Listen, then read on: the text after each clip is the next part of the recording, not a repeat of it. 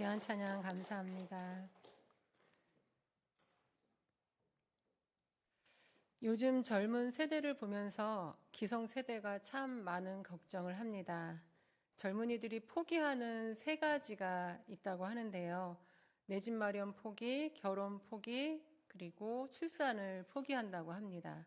그리고 요즘에는 하나가 더 추가되어서 취업을 포기하는 일까지 생긴다고 합니다. 저 때만 해도 어른들이 가진 것이 없어도 무조건 시작하면 서로 고생하면서 이루어가는 것이 결혼 생활이다라고 어른들께서 말씀하셨고, 또 아이들이 태어날 때 자기 밥그릇을 가지고 태어난다 이러면서 둘 이상 낳아서 키우라고 말씀을 하셨는데, 그때는 그 말씀이 어느 정도 통했습니다.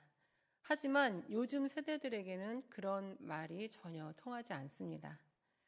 그 이유는 지금 젊은 세대가 겪는 상황은 기성세대가 겪은 그 것과는 너무나 다르기 때문입니다.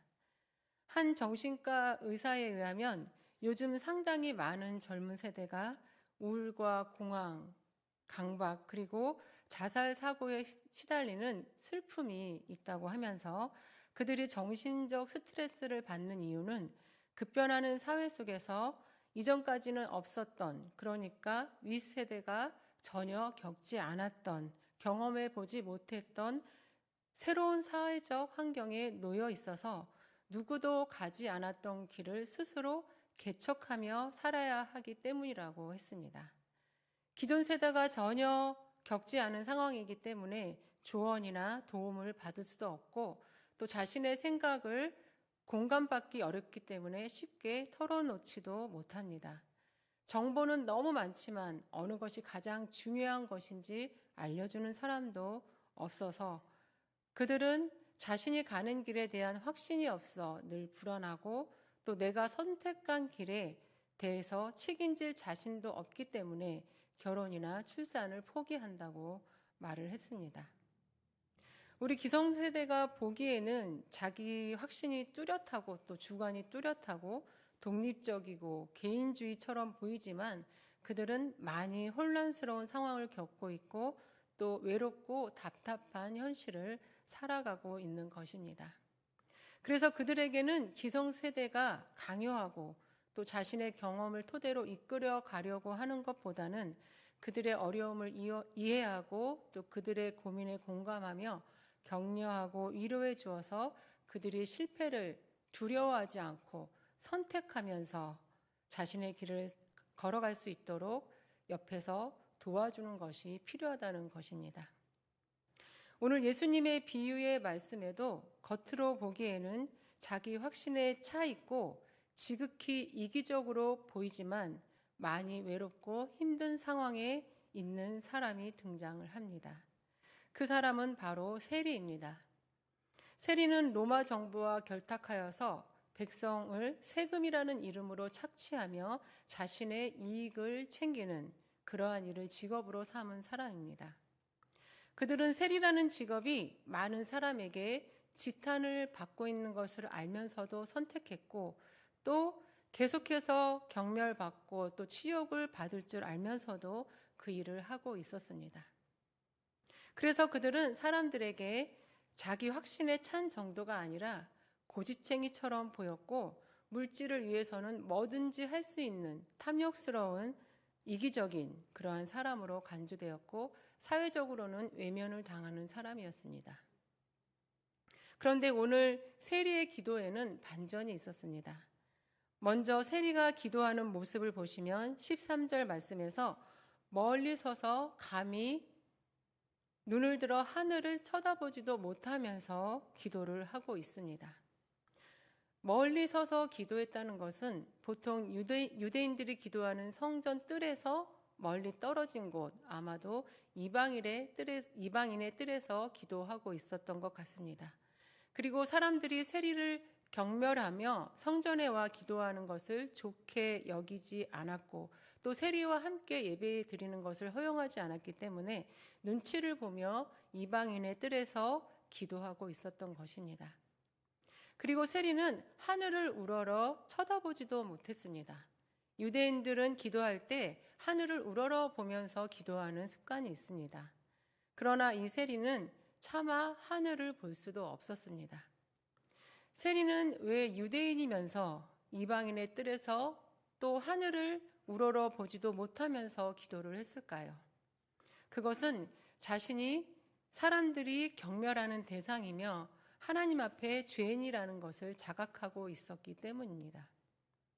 그리고 세리의 기도 내용을 보면 가슴을 치며 하나님이여 불쌍히 여기소서 나는 죄인이로소이다 라고 고백하고 있습니다. 여기서 가슴을 치면은 가슴을 한 번 탁 치고 마는 그러한 동작이 아니라 여러 번 반복해서 치는 동작입니다.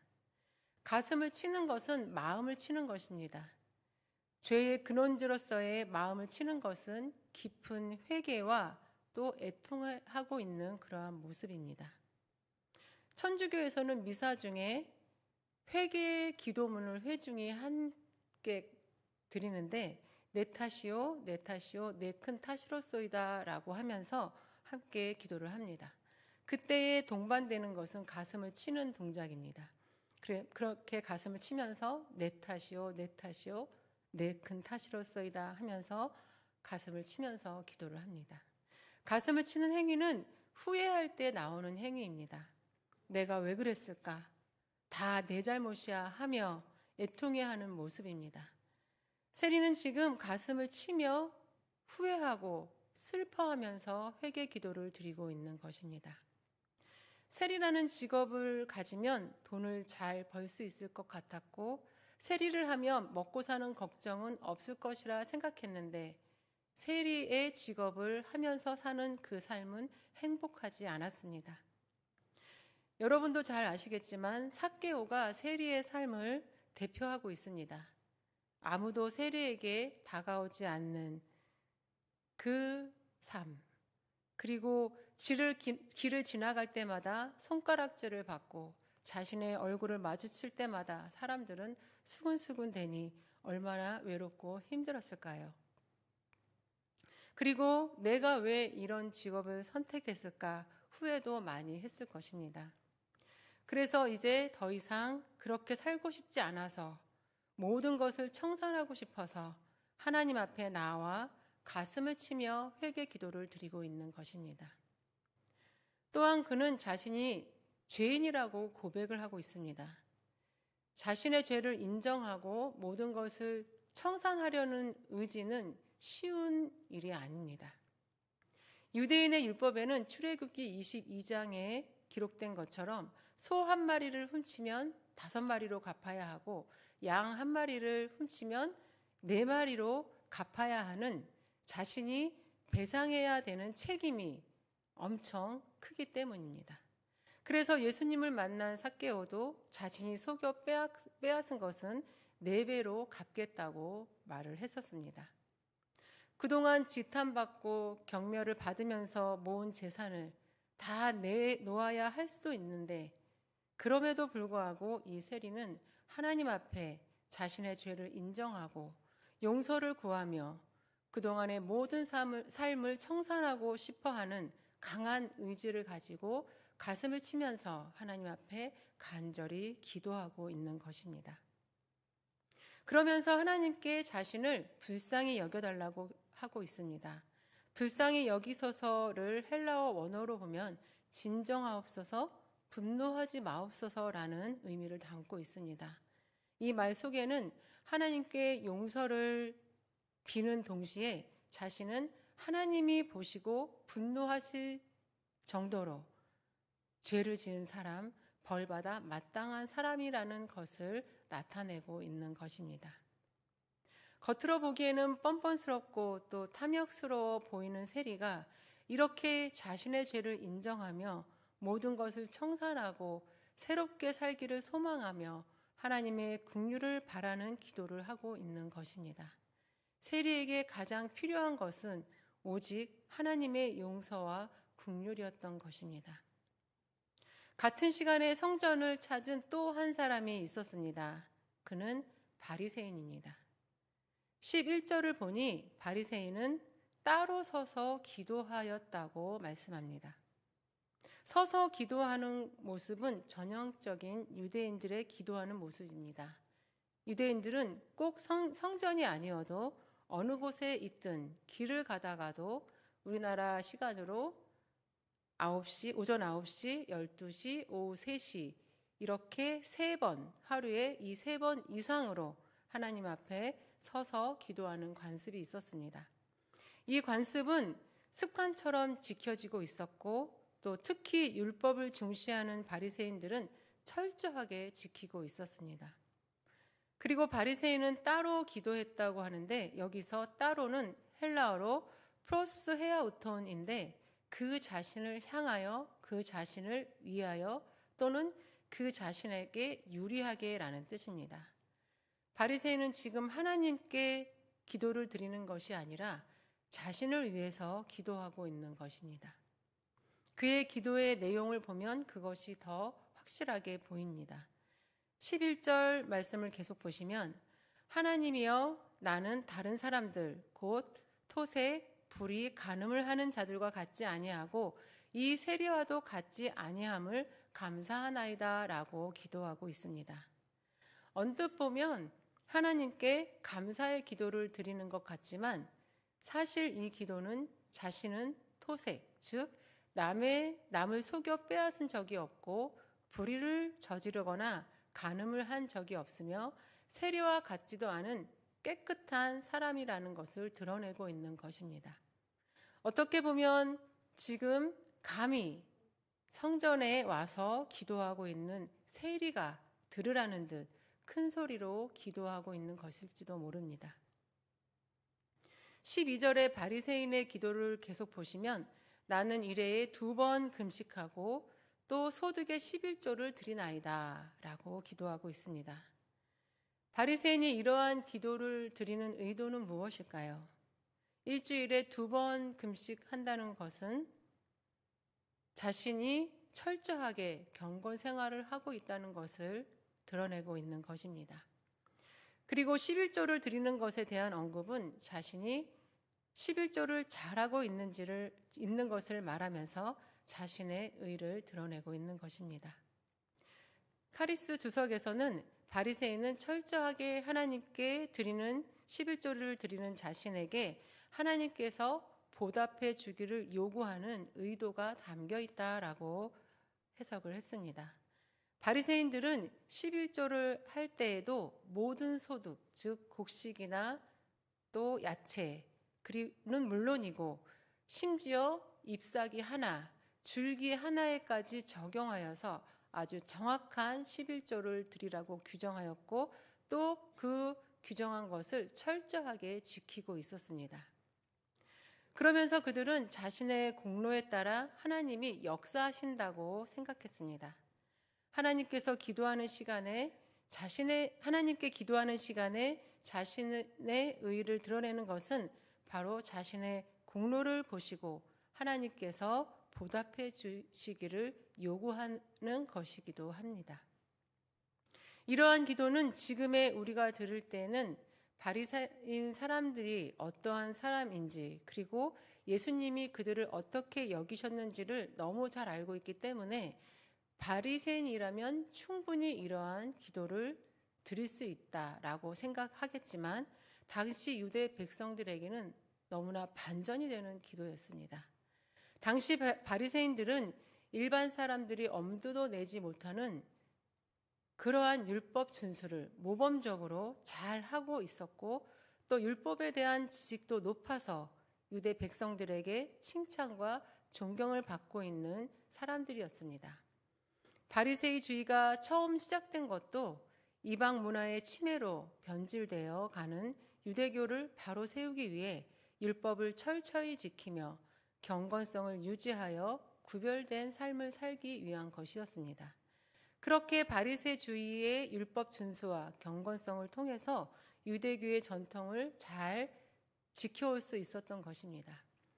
예수님 당시의 바리새인들은 처음의 모양과는 달리 율법만을 강조하는 율법주의 그리고 공로주의로 변질되어 예수님의 지탄을 받았지만 유대 백성들에게는 여전히 율법을 잘 지키는 경건주의 지도자들로 칭찬과 존경의 대상이었습니다. 그렇게 칭찬과 존경을 받는 지도자라면 적어도 백성을 위한 기도, 또 겸손하게 하나님께 자신을 돌아보는 기도를 하는 것이 합당한 모습이었을 텐데, 이렇게 자신을 높이고 자신의 의를 드러내는 기도를 하고 있는 것입니다. 예수님이 이 비유의 말씀을 하고 있을 때 유대 백성들은 설마 종교 지도자인 바리새인이 그런 기도를 하고 있을까라는 생각을 했을 것입니다. 그리고 그 자리에서 예수님의 비유의 말씀을 듣고 있던 바리새인들은 자신은 그렇지 않다는 듯 자신의 속마음을 숨기려 했을 것입니다. 이렇게 반전의 기도를 드리고 있는 바리새인과 세리 두 사람 가운데 누가 하나님께 의롭다 인정을 받았을까요? 14절 말씀을 보시면 예수님은 바리새인이 아니고 이 사람, 즉 세리라고 말씀하십니다.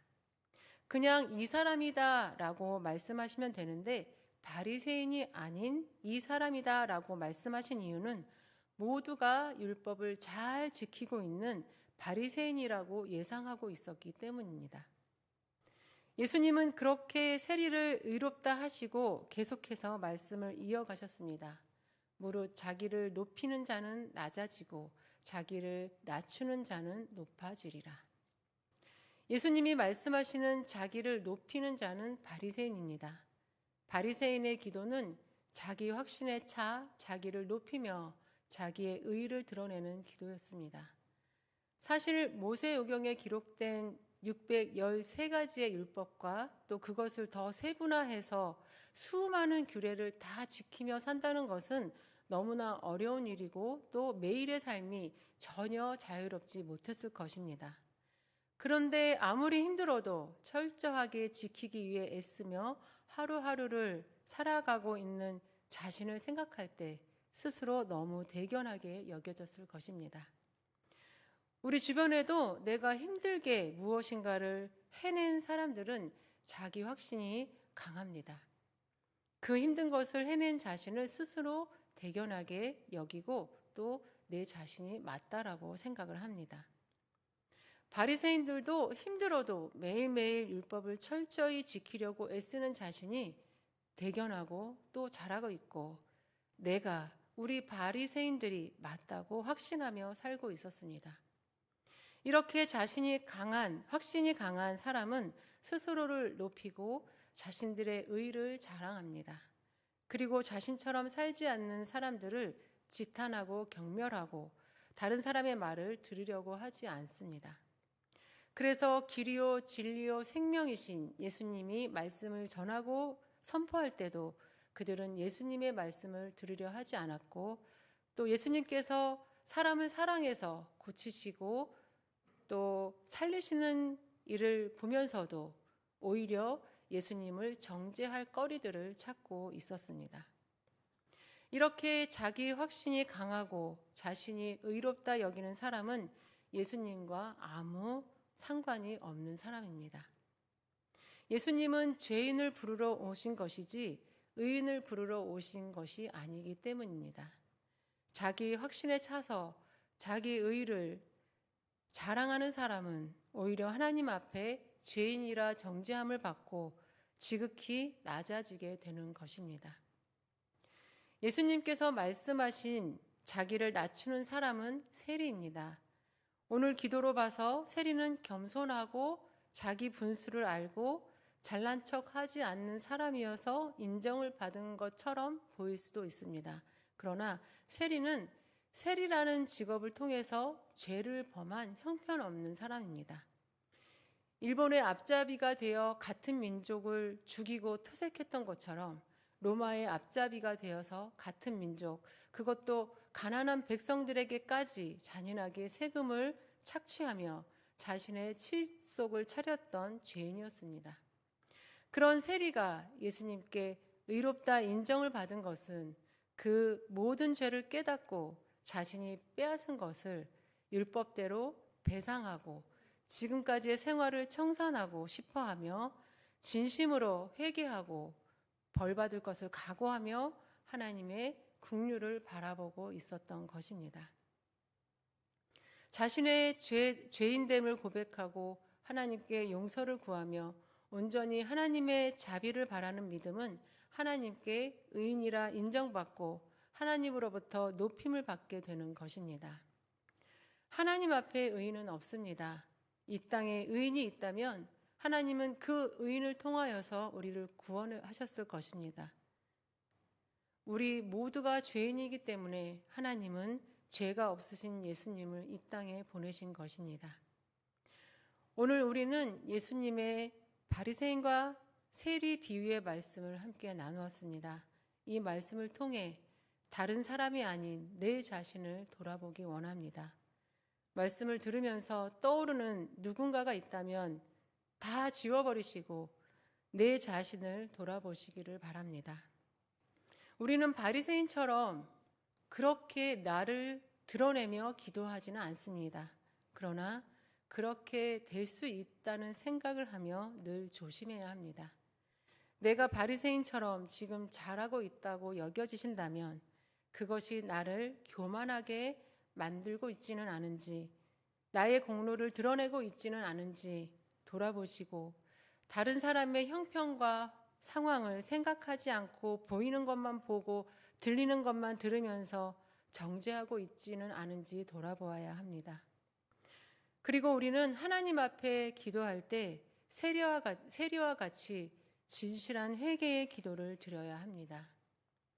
자신의 죄를 인정하고 나는 죄인이라고 고백하며 지금까지의 잘못을 청산하려면 4배, 5배의 배상을 해야 하는 것을 알면서도 진심으로 죄를 고백한 세리처럼 진심으로 낮아져서 회개해야 합니다. 그래야 내 삶에 변화가 생기고 또 내 주변에 변화가 생기는 것입니다. 말로만 반복해서 하는 회개는 하나님의 마음을, 사람의 마음을 움직일 수가 없습니다.